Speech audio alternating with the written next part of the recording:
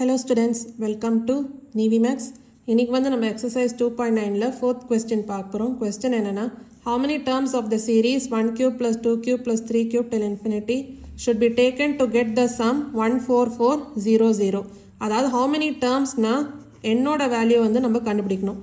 இப்போ series வந்து என்ன சொல்லிருக்காங்க, 1 cube plus 2 cube plus 3 cube till n அப்படின்னு வருமா, அதாவது number of terms. அப்போ n cube equal to sum வந்து என்ன 14400.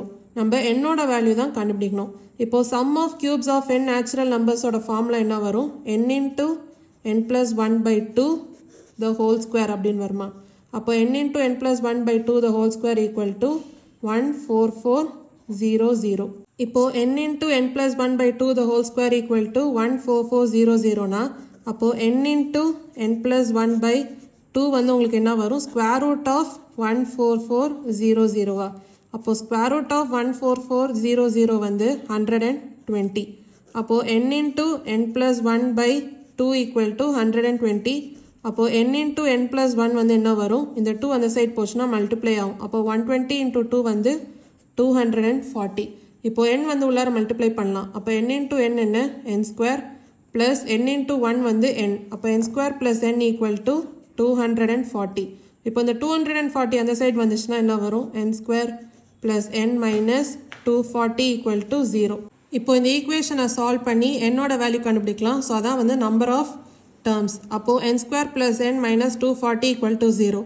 இப்போ இதை ஃபேக்டரைஸ் பண்ணலாம். அதாவது நீங்கள் மல்டிப்ளை பண்ணிங்கன்னா உங்களுக்கு மைனஸ் 240 அதுமாதிரி வரணும். அதே மாதிரி ஆட் பண்ணிங்கன்னா உங்களுக்கு ப்ளஸ் 1 அப்படின்னு வரும்.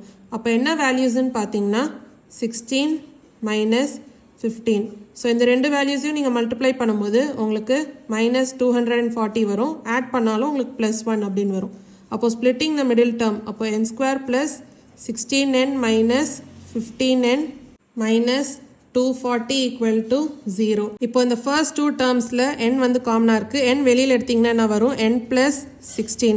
இப்போ அடுத்த ரெண்டு டேர்ம்ஸில் 15 மைனஸ் 15 வந்து காமனாக இருக்குது. அப்போ மைனஸ் 15 காமனாக எடுத்திங்கன்னா என்ன வரும், n ப்ளஸ் 16 equal to 0. அப்போ n minus 15 into n plus 16 equal to 0 னா அப்போ n minus 15 equal to 0.